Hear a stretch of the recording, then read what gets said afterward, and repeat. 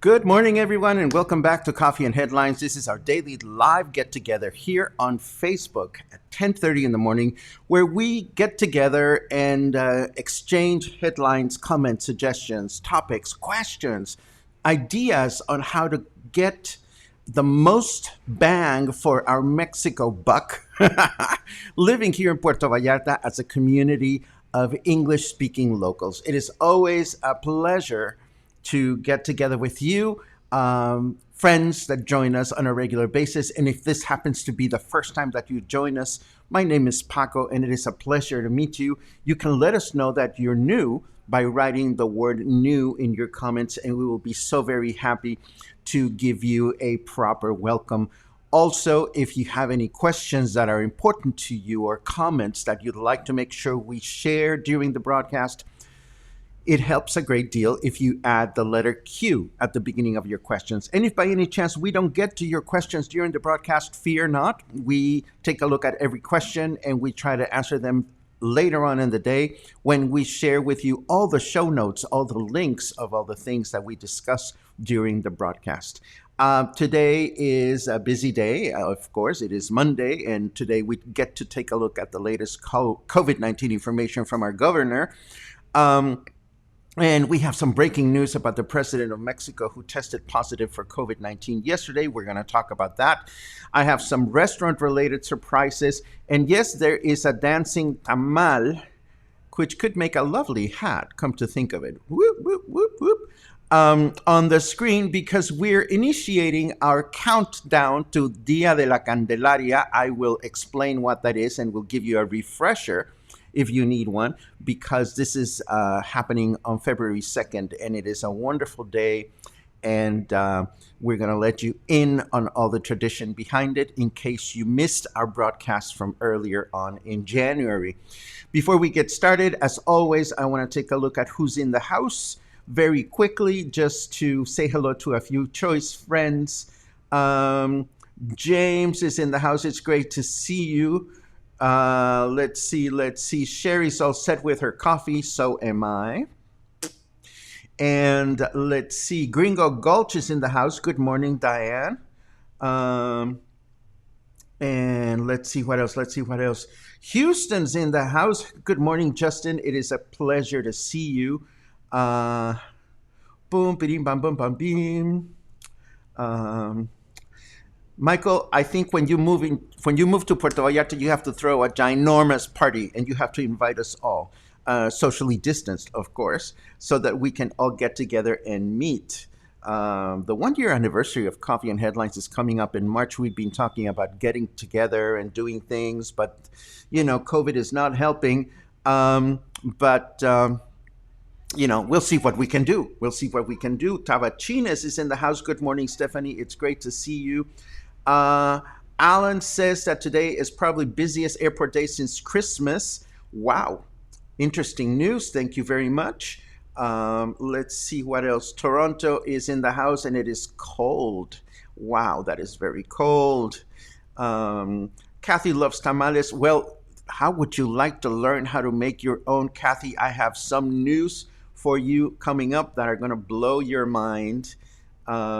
Let's see. Vancouver's in the house. Good morning, Anne. It's great to see you. It's great to see each and every one of you, and to help each and every one of you and help us, because I consider myself part of the group, to connect with Puerto Vallarta and this beautiful city that we call our home. Um, how was my cock walk yesterday? Yesterday I had a choice of either taking my cock out. Okay, let's backtrack for a second, Gary Green. First of all, I certainly hope you didn't go out and max your credit cards on Amazon.com yesterday after that a questionable list of essential items everybody must own. And I sure hope you enjoyed the Ricky Lee Jones song that we included in the show notes. But to answer your question, Gary, yesterday was a choice of either going out for a walk or staying home and preparing things for today. And I chose the latter, but I will definitely going out for a walk later on today. Susan says it would be fun to have a Zoom get together. I have to learn how to Zoom. I know how to attend Zoom meetings, Susan, but I don't know how to moderate one and how to set one up. And it's been on the list of things that I want to learn how to do. And I will get to it at some point. Let me put the dancing tamal on pause for a second while we dive into the news, and we will begin unpacking today's broadcast little by little. But first, the important stuff.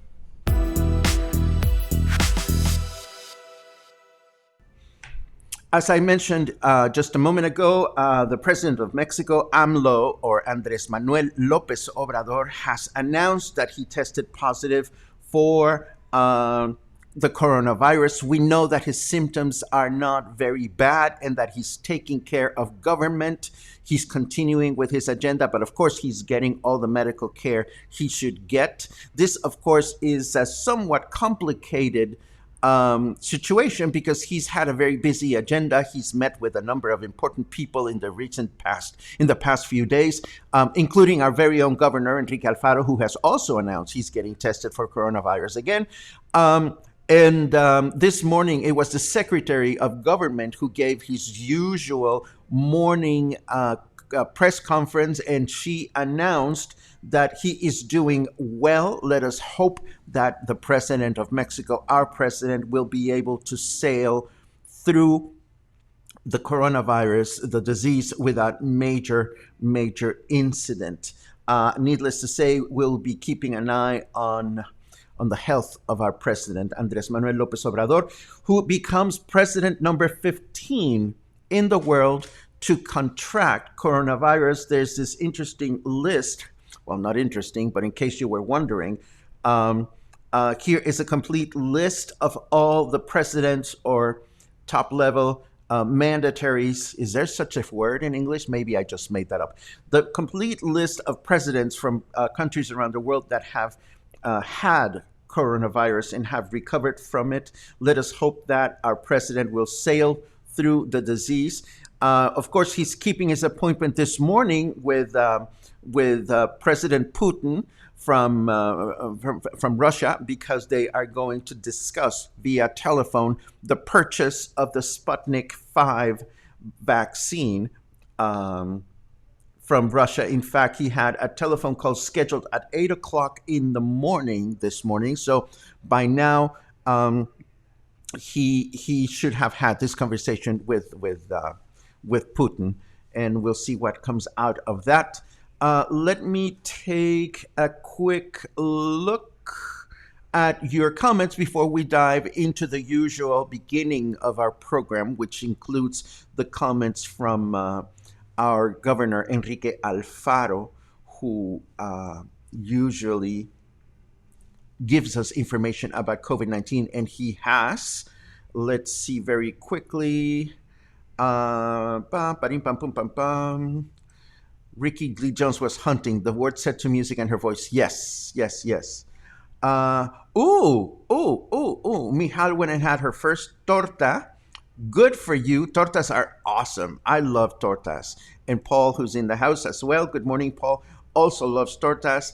Tortas are just heavenly food. And even though I've mentioned a torta place that is nearby, we haven't actually gone in it. But we will make that visit at some point. Let's see. AMLO has been a denier That's a pretty big statement, Brad. Are you sure about that? Um, Please feel free to let us in on something you may know that we don't know. I think the president of Mexico has been dealing with the pandemic as best as he can, but I don't know that I would call him a denier, but that's you and that's me, and no problem. So let us very quickly dive into the latest numbers for the state of Jalisco. As usual, we begin with the statement made by our governor. This is the reality of the pandemic in Jalisco, even though the positivity from the Radar Jalisco program went down from 48.9 to 43.6. And we continue to strengthen our hospital capacity. The occupancy. I get that word confused. The occupancy in hospitals increased from 54.1 to 61.1, and the use of intensive care beds went from 68.7 to, I must say, an alarming 77.2%. We continue to be at maximum risk. If we don't see it as such, we put our lives in risk along with those of others. This is not a time to be out strolling. If it is not necessary to go out, stay at home. And if you have to do it, if you have to go out, please respect the health guidelines. Don't go out and get the virus and bring it home to your family. At this stage of the game, at this stage actually, because it's no game, at this stage, we cannot keep people from working when they need to work the most, but you must remember to follow the health related guidelines that are in effect until the 31st of January. Jalisco is challenging and defending itself from COVID-19 if we all do whatever it is expected to do. So there you go. That is what he said. And what I've done this time around is do a comparison as we've done in the past. These are the numbers for this week, and these are the numbers for last week. And indeed, we can see that the number of results that turned out positive for people that called, the number went down somewhat.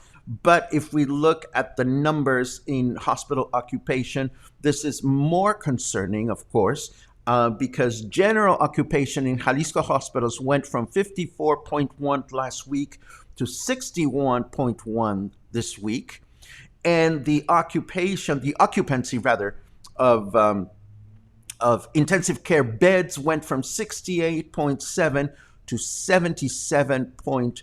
To put it bluntly, there are a ton of people occupying our intensive care beds. This is all thought-provoking, but of course, what we have to do is what we've known to do, which is to take care of ourselves and take care of those around us. There's only so much we can do from where we sit unless we have absolute power or something like that.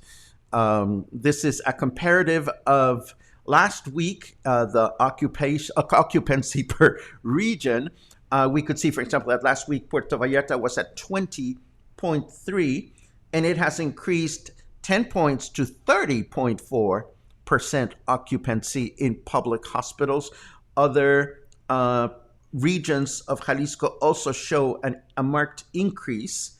So in general, we see that there are more people in hospitals, and that's the way it looks right now. Let me take a quick look at any comments you may have.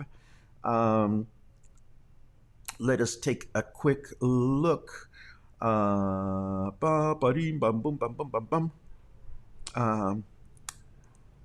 suppose this means Alfaro, Logan. If you mean Alfaro, then it is comforting to know that our own governor just posted that his results are negative. This is good.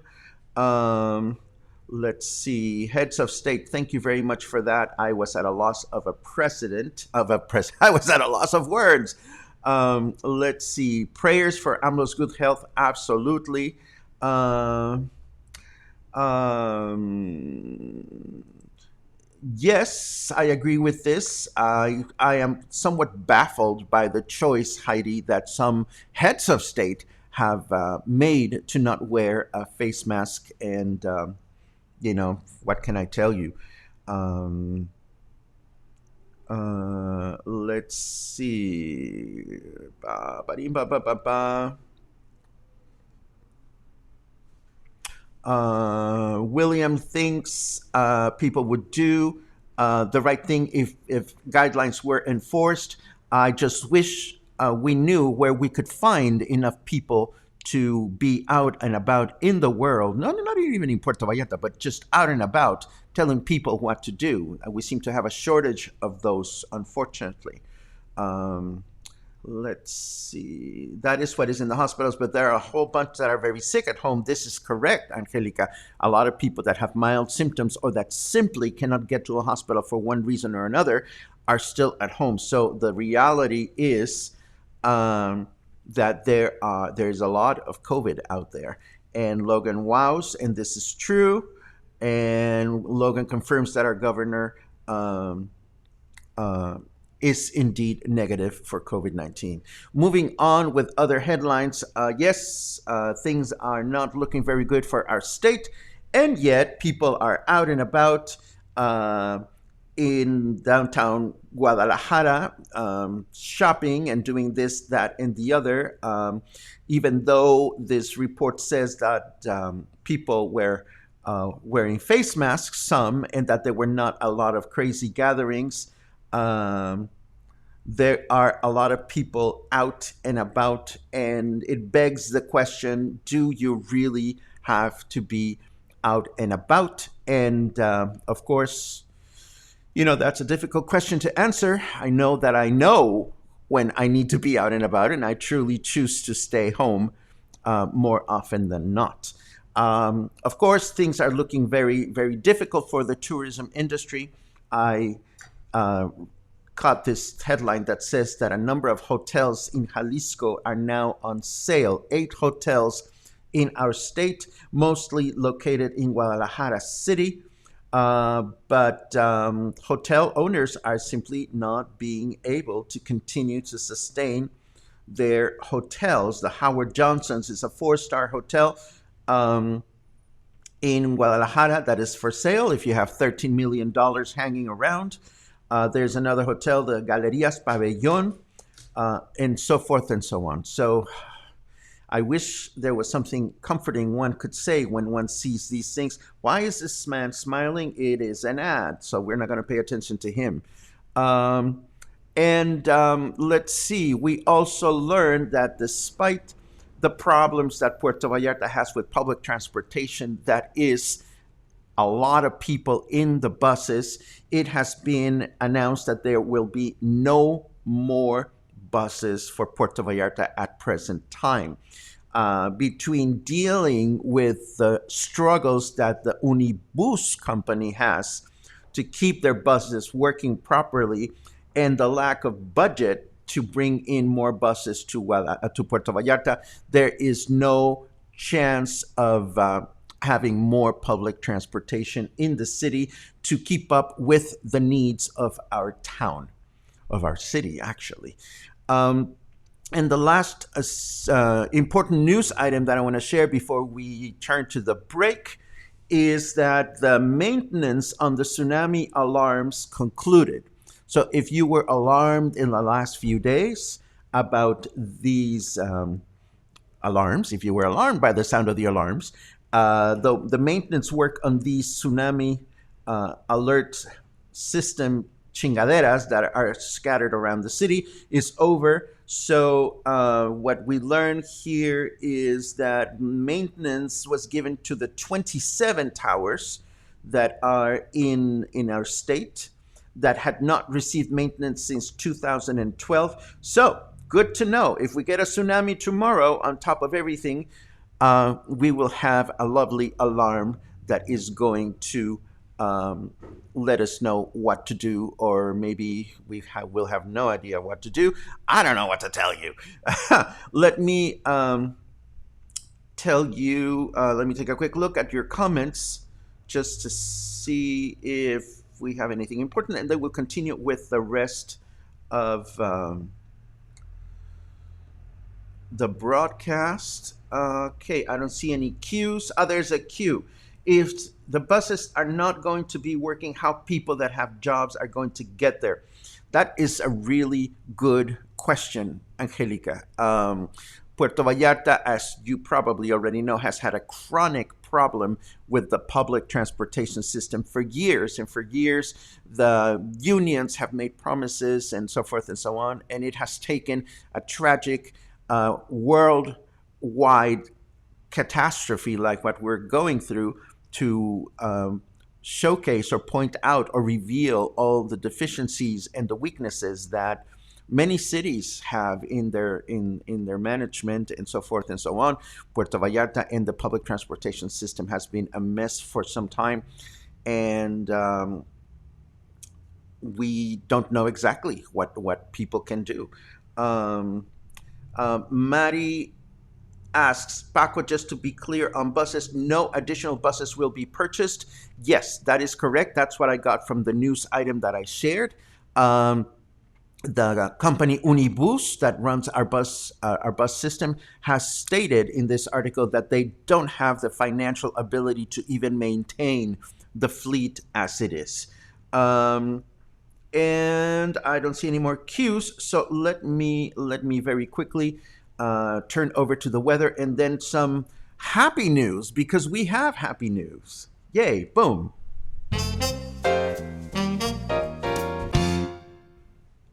Let's focus on things that we can actually control and change and do things about, do something about. And of course, I'm not talking about the weather. The weather is what it is, and there's nothing we can do about it other than enjoy it. It is 22 degrees right now. It feels like 24. It is 72 degrees Fahrenheit. Humidity is high, 68%.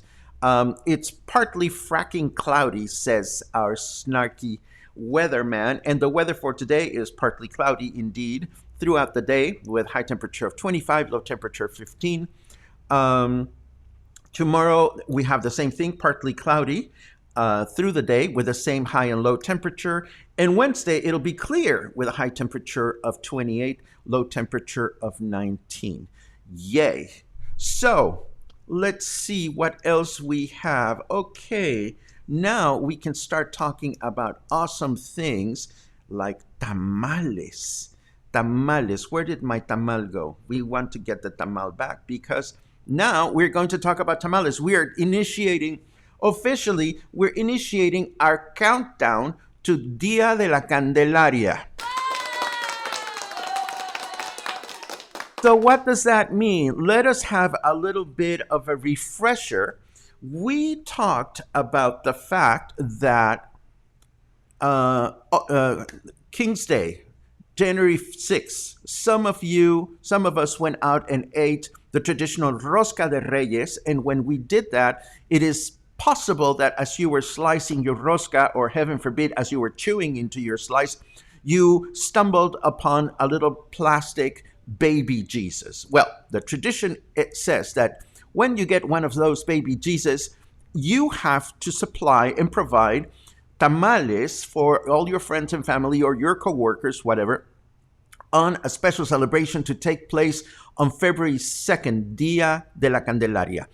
And February 2nd is coming up. So I have several tamal-related information that I want to share with you.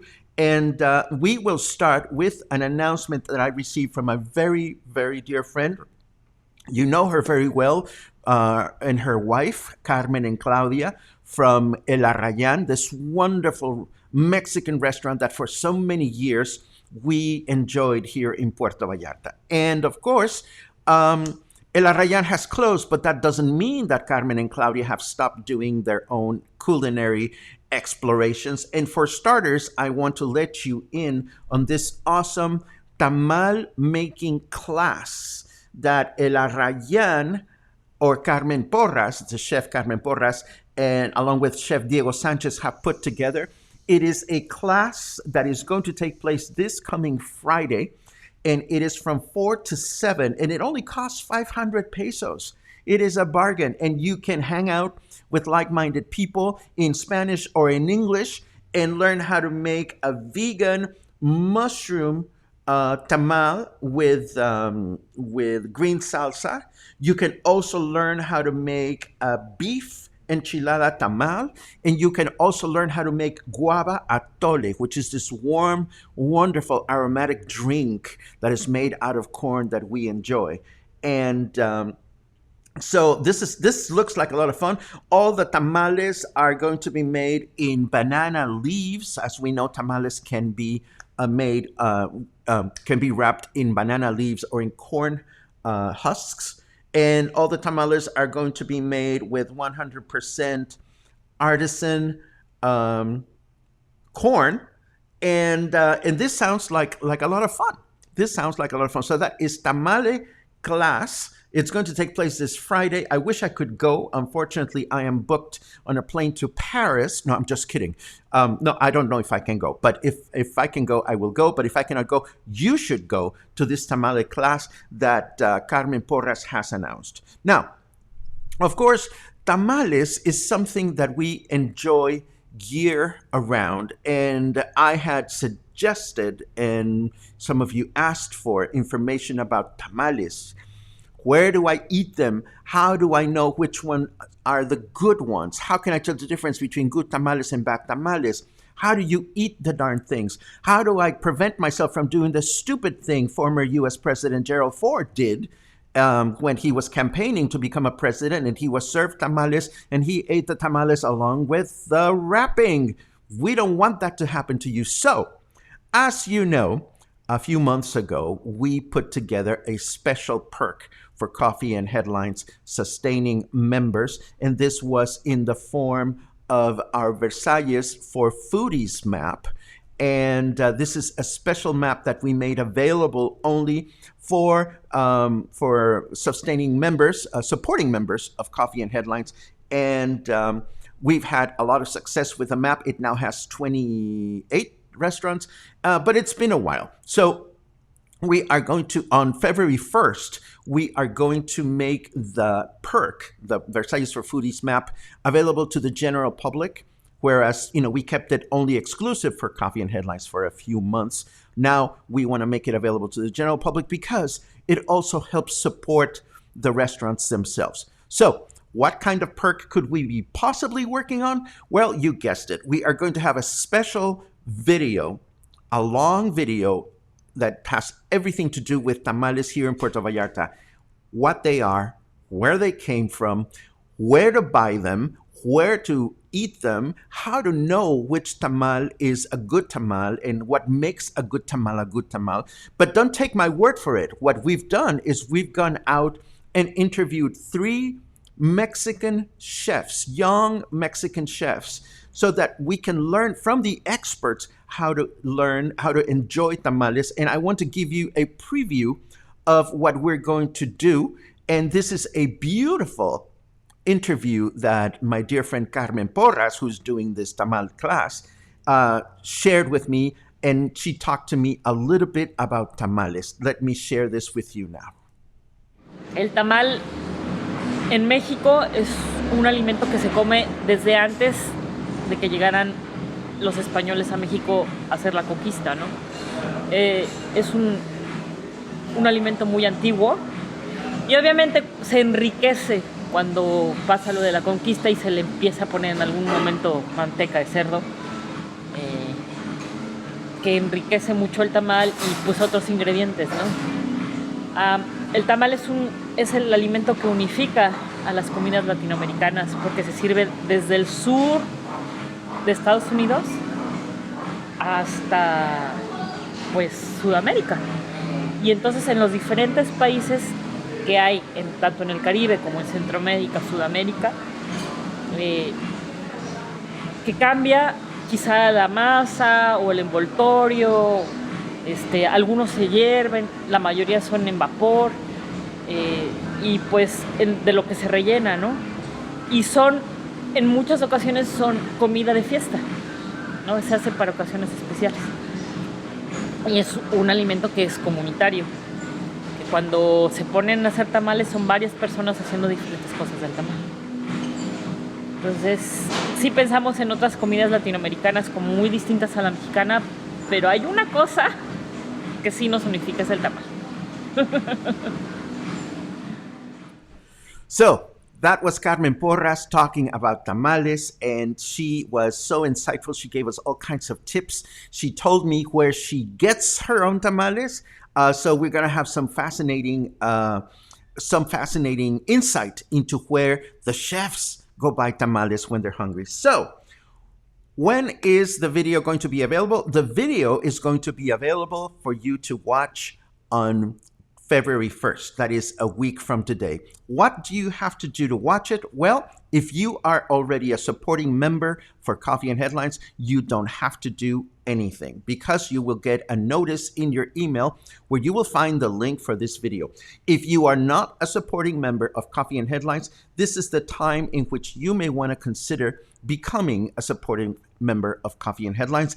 As you know, Coffee and Headlines is a member-supported project. We don't have advertisers here. We don't have flashing ads here, there, and everywhere, so that you can enjoy the content without interruption. And it is thanks to the generosity of many of you who have chosen to support Luna and I through this endeavor that we're able to go out and do interviews and conduct and do research and so forth and so on. So look forward to a week of tamale facts through this week as we enjoy our countdown to Dia de la Candelaria. And again, if you want to know where the chefs buy their tamales or what they look for in a good tamal, if you want to discover a couple of choice spots where you can go in town, if you want to learn more about the history of tamales, which are older. Did you know that tamales are older than tortillas? I mean, they have been eaten for thousands of years in Mexico and Central America and South America. So this will be a great something to look forward to. So I hope that you will be excited about this. And that brings me to the last thing that I want to share with you before I give you the last headline, which is going back to the Versalles For Foodies map. I had the pleasure of visiting a brand new restaurant here in Versalles called Cayo Blanco. It is a seafood restaurant, and it is a small new restaurant that opened on Francia Street, just one block in from Francisco Medina Asensio. It's a small eatery that serves really, really nice tacos, seafood tacos and tostadas, but with a twist, with a nice creative twist. It is run by my dear friend Cesar Barajas. Chef Cesar, some of you may remember him from when he was a chef at the former Taste restaurant at Casa Cúpula. And of course, Cesar was kind enough to be one of the chefs that I interviewed for the Tamales feature. And this is a 100% family restaurant. This would be Cesar with his mother and his girlfriend by his side. And it was a pleasure to see the restaurant, and it was a pleasure to order some of his food. These are some delicious octopus tacos that I enjoyed during my meal. I also enjoyed some fried calamari that came with a unique mango chutney sauce that was absolutely delicious. And of course, this restaurant is now part of our Versalles For Foodies map, which of course you know where to find if you are a supporting member for Coffee and Headlines. If you're not a supporting member of Coffee and Headlines, you will have access to the map on February 1st, but hopefully, you'll become a supporting member of Coffee and Headlines so that we can continue producing this special content for the community. Let me take a quick look at your comments before I showed you the last two headlines that I have to share with you today. Let's see. Oh, God, I saw a big word. Let me take a quick look. Boom, ba-ding, bum, bum, bum, bum. I don't see any. Oh, there's a queue. So the buses they have will run through, right? Are you saying the bus transportation is shutting down or they just cannot add to the fleet? What I am saying, Dana, is that they cannot add to the fleet. They are not shutting down. Um, let's see. Let's see. I am looking for cues. I am looking for cues. Uh, there's no cue, but I have made my own tamales, and it's really not the kind of thing that you do by yourself because it's labor intensive. It's part of the fun of tamales, as Carmen eloquently said. It is a community event because you have to have somebody working on the masa and then shaping them and then filling them and then wrapping them. You almost have to put together your own production line, particularly if you're going to make a lot of them. Um, and the beautiful thing about tamales is that even though they're often enjoyed on celebrations, they're sold year round. They are an excellent meal, and I eat them frequently. So thank you very much back to you, Angelica, for appreciating Mexican food. I think it is a wonderful thing that we have here in Mexico. And Carmen is absolutely adorable. I was so very happy to get together with both Carmen and Claudia. They have wonderful projects that they're brewing right now, nothing that I am at liberty to discuss, but it is wonderful to learn, for example, that they had a good closure from the restaurant. I mean, they closed El Arrayan. It was sad for them, but they closed it. They have sold the property, and thankfully, the property was purchased by individuals who want to maintain it as a home. They don't want to develop it, and they are, of course, keeping the large Arrayan tree that Carmen and Claudia planted when they opened the restaurant. I remember that tree. It was shorter than my waist, and now it's this ginormous, beautiful tree in the middle of the property. Let's see what else we have. Let's see. Da, da, da, da, da. Angelica is correct. There are different kinds of foods. And as far as tamales are concerned, Angelica, you could actually eat tamales 365 days a year, and you would not get to all the different tamale variations that you can find through the country. And I'm just so happy that you can get them anytime and anywhere. Let's see what else. Octopus tacos, too adventurous for me. I have heard comments about octopi or octopuses. I don't know what the plural of octopus is, but I know that certain people look at octopus differently after seeing that wonderful Netflix documentary. And some people just don't want to eat them anymore. I continue to enjoy octopus, but Mushi is right. Octopus is wonderful when cooked right. When cooked wrong, it's not so good. Let's see what else. Okay, I think I'm caught up with your comments. Let me just share two quick and dirty final headlines because we have a new Lord. The new Lord is Lord My Shoes. This high-ranking politician, and yes, he has been identified in the whole thing, started getting on the face of a policeman and told him very horrible things. There's a video. You can learn all kinds of colorful metaphors there. But he told the policeman something as loving as, "My shoes are worth more than your car," among other things. So this Lord was in Mexico City doing some wrongdoing and being drunk and throwing parties. And then it turns out that the neighbors complained about him. And then it turns out that he is let's see, where is it? There's a bunch of very colorful videos. And then we learn that his name is, we learn his address. And then we learn that he is a former, his name is Teofilo Torres Corso. He's a local deputy, former local deputy, a former federal deputy. He is a former governor of a state, the state of San Luis Potosí, and he is an actual senator. So why do we shame people like this? First of all, because they are doing something illegal. Secondly, because they're assholes. And thirdly, because it's fun. We don't like to shame people unless they've committed a crime. This guy was committing a crime, and he gets what he deserves. We'll find out exactly what's going to happen with him if we continue to watch the news. And last but not least, we are angry. I know we are angry at people that are not following the guidelines. In fact, this article has coined a new word, which is panger, anger with a P. And that is the anger that we feel about people that are not respecting the pandemic guidelines. But this article helps us deal with the anger that we feel over people ignoring COVID-19.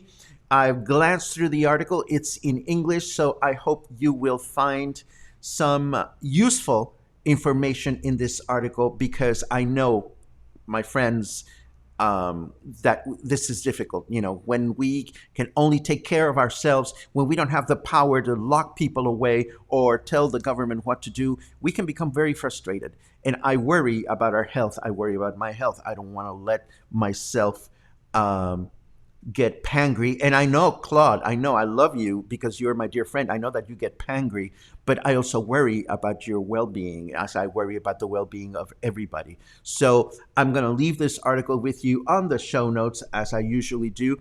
And last but not least, I want to say, have a truly wonderful week. Again, these broadcasts happen because you make them happen. You make them happen with your comments, with your suggestions, with your good humor, with your optimism, with your financial support. Yes, and this continues to be extremely important to us here at Coffee and Headlines, and it is something for which we are deeply, deeply grateful. Have a good day. Have a good beginning of a week, and stay kind, stay happy, stay optimistic. Don't get pangry. And hopefully, I will see you soon. Have a great day.